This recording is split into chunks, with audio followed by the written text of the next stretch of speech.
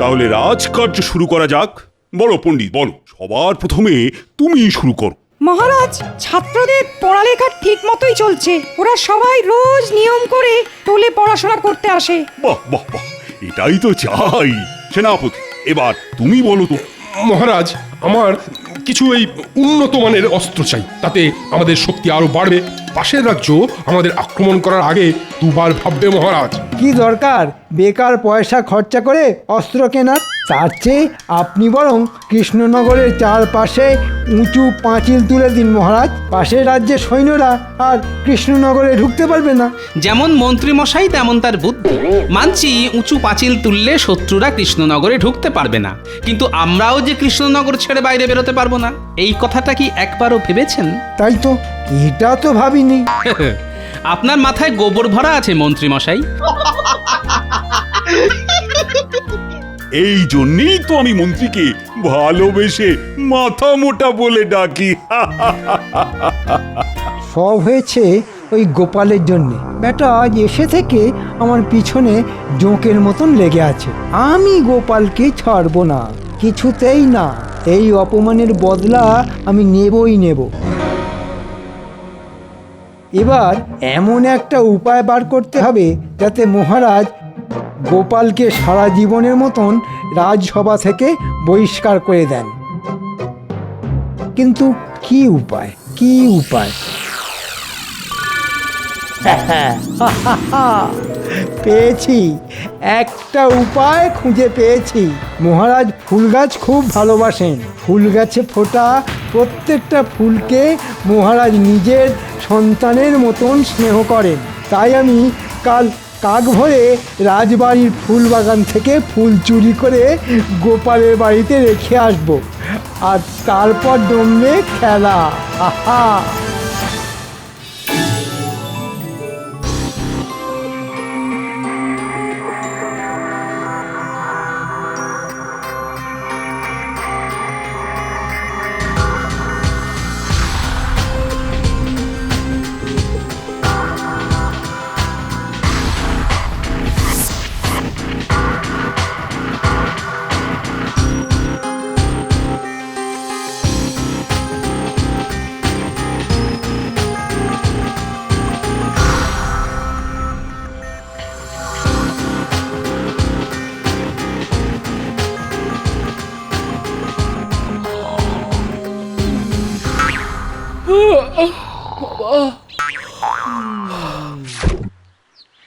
যাই, এই বেলা বাসি কাপড় ছেড়ে ফুল তুলে ঠাকুর পুজোটা সেরে নি, তারপর রান্না চাপাবো খন।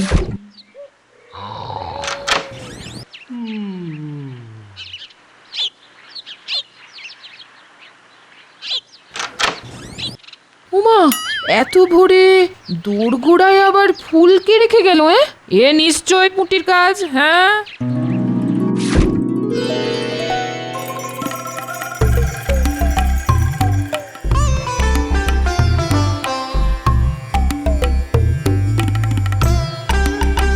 কি আমার ফুল গাছের সব ফুলগুলো গেল কোথায়? প্রহরী!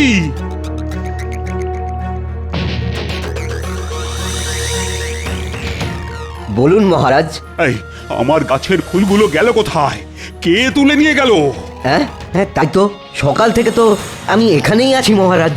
কই কাউকেই তো ঢুকতে দেখলাম না। তবে ফুলগুলো উড়ে গেল নাকি? ছত্ত সব! কি হলো মহারাজ, কি নিয়ে এত চিন্তা করছেন আপনি? আর বলো না মন্ত্রী, আজ সকালে উঠে দেখি রাজবাড়ির ফুল বাগান থেকে সব ফুল চুরি হয়ে গেছে।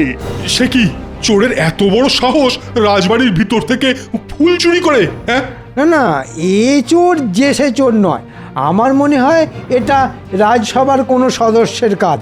কি এরকম কাজ কে করবে বলো দেখি? কেন মহারাজ, গোপাল। আমার মনে হয় গোপাল ভোরবেলা উঠে ফুল চুরি করেছে, তাইও এখনো পড়ে পড়ে ঘুমোচ্ছে। না না, গোপাল এমন কাজ করতেই পারে না। কেন পারে না শুনি? গোপাল কি সব কাজ আপনাকে জানিয়ে করে? মহারাজ, এক্ষুনি চলুন গোপালের বাড়িতে।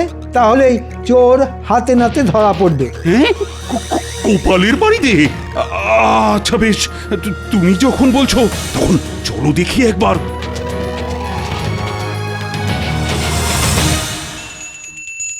জয় ঠাকুর, জয় ঠাকুর, জয় ঠাকুর, জয় ঠাকুর। বাবা জয় সকাল ঠাকুর, সকাল কি জয় শুরু ঠাকুর, করলে বলো দেখি জয় গিন্নি। ঠাকুর, জয় ঠাকুর, জয় ঠাকুর, জয় ঠাকুর, জয় ঠাকুর, জয় গোপাল, ঠাকুর। এই গোপাল, বাড়ি আছো?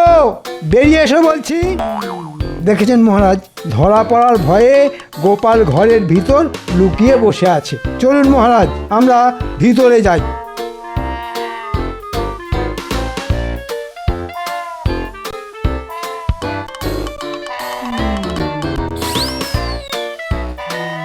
গোপাল, মহারাজ আপনি? শুধু মহারাজ নয়, আমিও এসেছি। ওই দেখুন মহারাজ, কত ফুল। তাই তো, এ তো আমারই গাছের ফুল। ছি ছি গোপাল, শেষে তুমি ফুল চুরি করলে? হ্যাঁ কি বলছেন? আমার যে কিছুই মাথায় ঢুকছে না মহারাজ। হ্যাঁ হ্যাঁ, এখন তো কিছুই মাথায় ঢুকবে না। চুরি করে ধরা পড়ে গেলে অমন একটু আধটু হয়, বুঝেছো? গোপাল, আমি তোমাকে 1 মাসের জন্য আমার রাজসভা থেকে বহিষ্কার করলাম। এই 1 মাস তোমার বেতনও কাটা যাবে। এটা চুরির শাস্তি। চলো চলো মন্ত্রী। বেশ হয়েছে, আমার পিছনে আর লাগবে এসো না গোপাল, ফল খুব খারাপ হয়ে যাবে বলে দিলাম।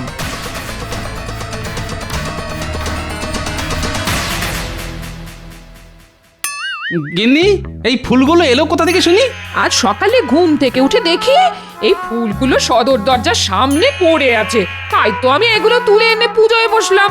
এই সত্যি বলছি, বিশ্বাস করো। আমি তো বিশ্বাস করলাম গিন্নি, কিন্তু মহারাজ করলেন না। আমার মনে হয় এইসব ওই শুটকো মন্ত্রীটার কাজ। এবার কি হবে? সেটাই তো, কিছু একটা উপায় খুঁজে বার করতেই হবে গিন্নি।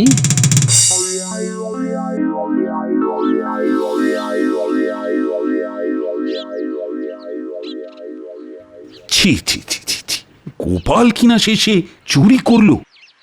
মহারাজ, মন্ত্রী যে, আমি আগামীকাল মুর্শিদাবাদে যাচ্ছি নবাব বাহাদুরের সঙ্গে দেখা করতে। তুমি এদিকটা বরং সামলে নিও। ফিরে এসে আমি গোপালের একটা ব্যবস্থা করব। ওকে ফুল চুরির ক্ষতিপূরণ দিতে হবে। আপনি কোনো চিন্তা করবেন না মহারাজ, আমি সব সামলে নেব।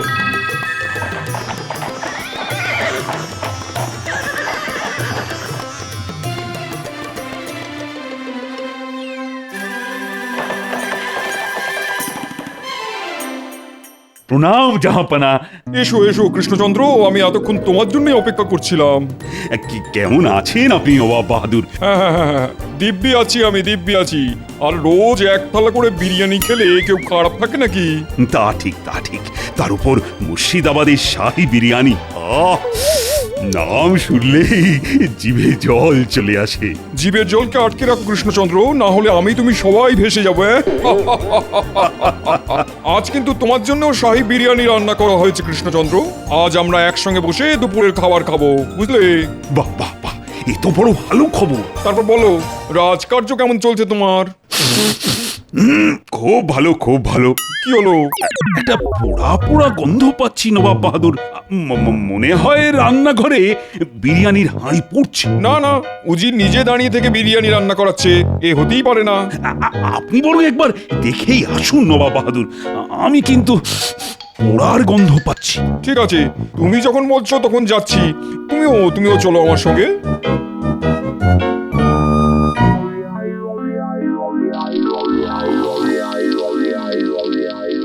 হায় আল্লাহ, সব পুড়ে গেল তো। কে কে কে কে? এই মরকট, এখানে শুয়ে ঘুমানো হচ্ছে আর ওদিকে বিরিয়ানি পুড়ে যে ছাই হয়ে গেল। এই রে, চোখটা একটু লেগে এসেছিল জাহাপানা, তাই মানে। খামোশ! ভাগ্যিস কৃষ্ণচন্দ্রের নাকে পোড়া গন্ধটা গিয়েছিল, না হলে তো আজ একটা বিপদ ঘটে যেত। জীবনে এই প্রথমবার নবাব বাহাদুর আমার প্রশংসা করলেন, তাও আবার আমার নাকের। সাবাস কৃষ্ণচন্দ্র, তোমার ঘ্রাণ শক্তি তো খুব ভালো, যাকে বলে একদম লাজবাব। তা আপনি ঠিকই বলেছেন নবাব বাহাদুর। দূর থেকে আমি গন্ধ শুঁকে বলে দিতে পারি কোন বাড়িতে কি রান্না হচ্ছে। মানে এটাই আমার নাকের ক্ষমতা। কৃষ্ণচন্দ্র নিজের প্রশংসা শুনে বড্ড লাফাচ্ছে দেখছি। না না না, এবার একটা কিছু করতে হবে।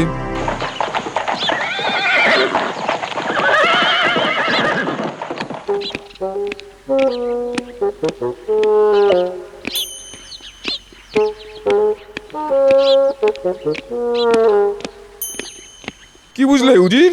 আজ বিরিয়ানিটা পুড়ে গেল। দূর মাতামোটা, কৃষ্ণচন্দ্র নিজের মুখে স্বীকার করেছে ও নাকি দূর থেকে গন্ধ শুকে বলে দিতে পারে কোন বাড়িতে কি রান্না হচ্ছে। এবার আমি কৃষ্ণচন্দ্রের ঘ্রাণ শক্তির পরীক্ষা নেব আর এমন ব্যবস্থা করব যাতে কৃষ্ণচন্দ্র কিছুতেই জিততে না পারে। বুঝেছি জাহাপানা, বুঝেছি। উজির, আমি কালই কৃষ্ণনগর যাব, কিন্তু তার আগে মহারাজ, এবার আপনি গোপালের একটা ব্যবস্থা করুন।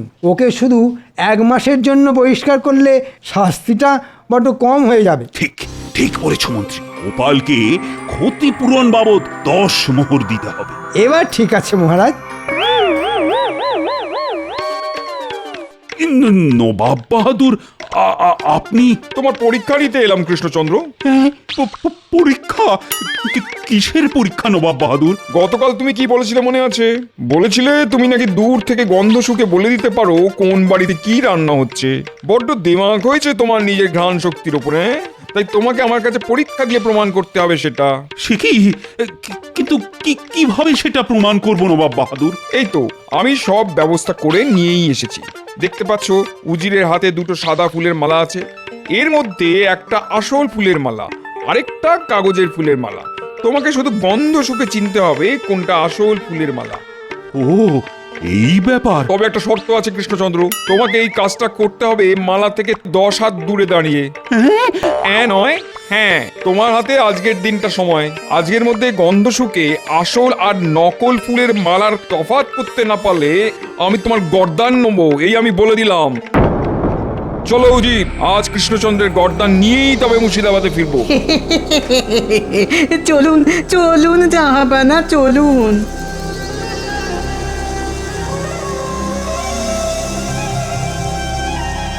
ঠিক হয়েছে, এখন গোপালও নেই, তাই আমার চিন্তাও নেই। এবার নবাব বাহাদুর মহারাজের গর্দান নেবেন আর আমি হব কৃষ্ণনগরের নতুন রাজা। হাহা। গোপালকে খবরটা দিতে হচ্ছে। কানামাছি ভো ভো, যাকে পাবি তাকে ছো। বাবা, গোপাল দাদু তো আমাদের ধরতেই পারে না, পারে না, পারে না।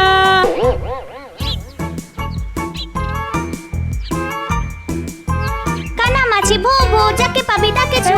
বাবা,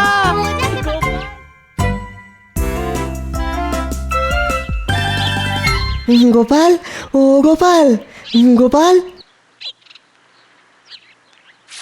আরে বিজ্ঞানী যে, বলো বলো। মহারাজের বড় বিপদ গোপাল, তুমি বাঁচাও মহারাজকে। কেন কেন, কি হলো মহারাজের? দেখতে পাচ্ছ উজিরের হাতে 2টো সাদা ফুলের মালা আছে। এর মধ্যে একটা আসল ফুলের মালা, আরেকটা কাগজের ফুলের মালা। তোমাকে শুধু গন্ধ শুকে চিনতে হবে কোনটা আসল ফুলের মালা। তবে একটা শর্ত আছে কৃষ্ণচন্দ্র, তোমাকে এই কাজটা করতে হবে মালা থেকে 10 হাত দূরে দাঁড়িয়ে। তোমার হাতে আজকের দিনটা সময়। আজকের মধ্যে গন্ধ শুকে আসল আর নকল ফুলের মালার তফাৎ করতে না পারলে আমি তোমার গর্দান নেবো, এই আমি বলে দিলাম। পেয়েছি একটা সুযোগ।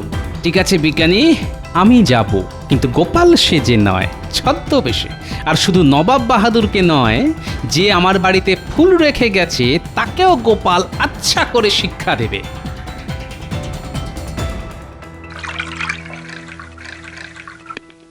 এটা কি করছেন জাহাপানা? শুধু আমি আর তুমি জানি ওই মালা দুটোই নকল, কাগজের তৈরি। কিন্তু কৃষ্ণচন্দ্র জানে এর মধ্যে একটা মালা আসল, আর ওকে সেটাই খুঁজে বার করতে হবে। তাই কৃষ্ণচন্দ্রকে চমকে দেওয়ার জন্য 2টো মালাতেই আচ্ছা করে ফুলের গন্ধের আঁতর মাখিয়ে দিয়েছি। এবার কৃষ্ণচন্দ্র পাগল হয়ে যাবে। আপনি মহান মহান জাহাপানা।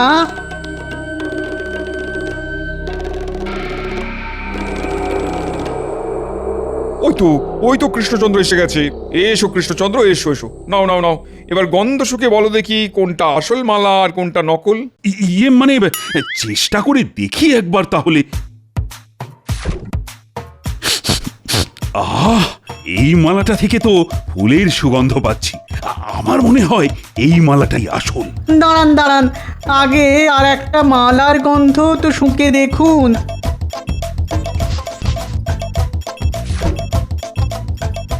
এ কি, এই মালা থেকেও তো একই রকম সুগন্ধ বেরোচ্ছে।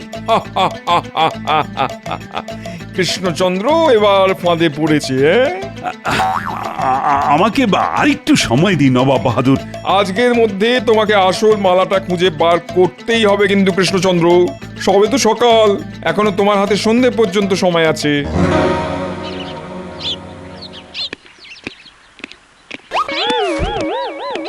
বলি ছদ্মবেশে কোথায় চললে? গোলমালের গন্ধ পেয়েছি গিন্নি, তাই আমি চললাম মহারাজকে বাঁচাতে। এবার এবার আমি কি করব? কিছুই তো মাথায় আসছে না। আপনি চিন্তা করবেন না, সব ঠিক হয়ে যাবে। কিচ্ছু ঠিক হবে না রানী, কিচ্ছু ঠিক হবে না। গোপাল কোথায়? গোপালকে একবার ডেকে পাঠান না আপনি। ওর মুখে আমি গোপালের সামনে গিয়ে দাঁড়াবো বলো তো রানী? আমি যে গোপালকে নিজের মুখে রাজসভা থেকে বহিষ্কারের কথা বলেছি। না না, গোপাল কিচ্ছু মনে করবে না। গোপালের সত্যি মিথ্যে বিচার করার ক্ষমতা আছে। কিন্তু তার আগে বলুন তো, আপনাকে কে বলল গোপাল চুরি করেছে? মন্ত্রী তো আমাকে ধরে নিয়ে গোপালের বাড়িতে গেল। সব তাহলে ওই মন্ত্রীর চাল। নাড়া, আগে নবাব বাহাদুরকে তো শিক্ষা দিই, তারপর মন্ত্রীকে দেখে নিচ্ছি। ফট ফট ফট ঝট ফট। আপনি কে সাধু বাবা? আমার নাম তালা বাবানন্দ। ভাগ্যের তালা চাবি সব আমার হাতে থাকে। আমি চাইলে কারুর কপালে তালা লাগিয়ে তাকে ভিখারি করে দিতে পারি, আবার চাইলে কপালের তালা খুলে তাকে ভিখারি থেকে সোজা রাজাও বানিয়ে দিতে পারি। আমাকে বাঁচান সাধু বাবা, আমি মহা বিপদে পড়েছি। জানি জানি, আমি সব জানি। আয়, কানটা আমার মুখের কাছে নিয়ে আয়।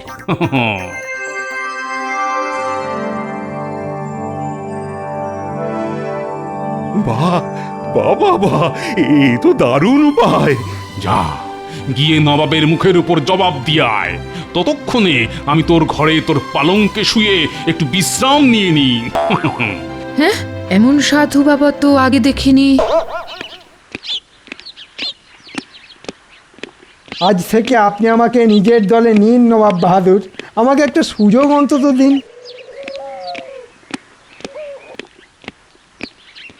এ কি মন্ত্রী, তুমি এখানে? আজ থেকে আমি মন্ত্রী নই মহারাজ, আজ থেকে আমি নবাব বাহাদুরের দলে। তাই নাকি? সুযোগ বুঝে অমনি দল বদল করে নিলে তুমি? হ্যাঁ করেছি মহারাজ, শুধু দল বদল নয়, গোপালকে চোর সাজিয়েছি আমি। হ্যাঁ? আমি নিজে রাজবাড়ি থেকে ফুল চুরি করে গোপালের ঘরের সামনে রেখে এসেছিলাম, আর বেচারা গোপালটা শাস্তি পেল কোনো দোষ না করে। হ্যাঁ কি কৃষ্ণচন্দ্র, সময় কিন্তু কমে আসছে, তাড়াতাড়ি করো। আমি তৈরি নবাব বাহাদুর। প্রহরী,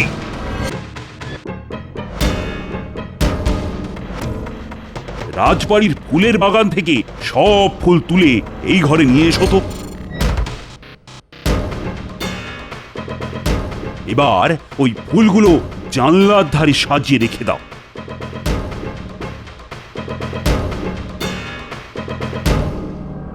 বুঝি, এবার তুমি এই মালা দুটো ওই ফুলগুলোর পাশে আলাদা আলাদা করে রেখে দাও। এসব কি হচ্ছে কৃষ্ণচন্দ্র? অপেক্ষা করুন নবাব বাহাদুর।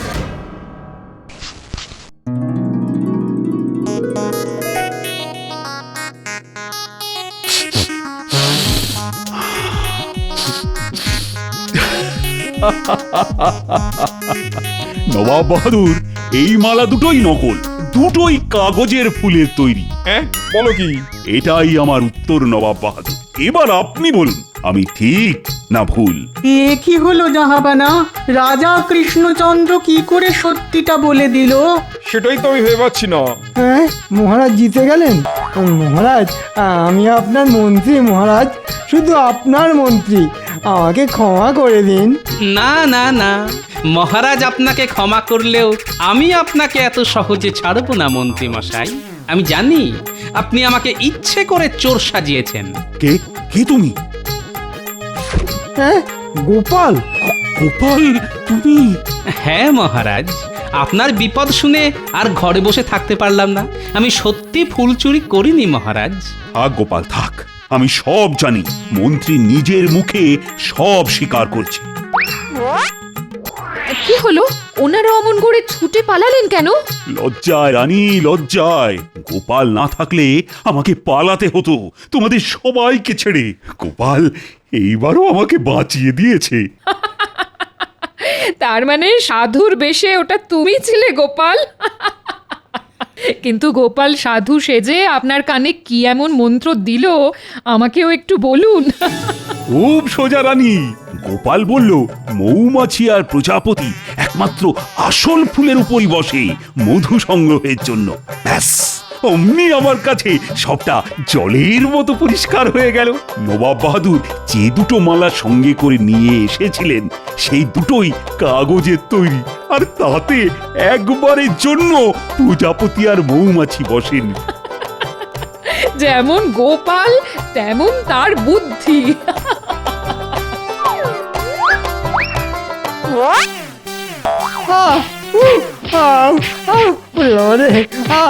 লাগছে লাগছে মহারাজ।